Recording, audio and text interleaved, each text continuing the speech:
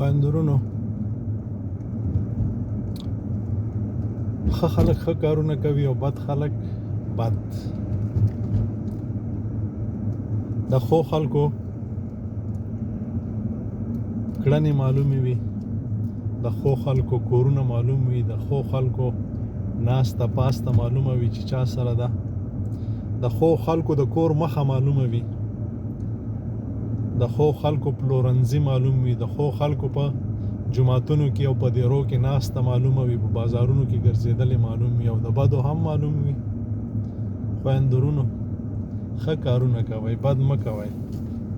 منګ او تاسې خدای پاک خو ته را لېږلي. بسم الله الرحمن الرحیم. لقد خلقنا الانسان فی احسن تقویم.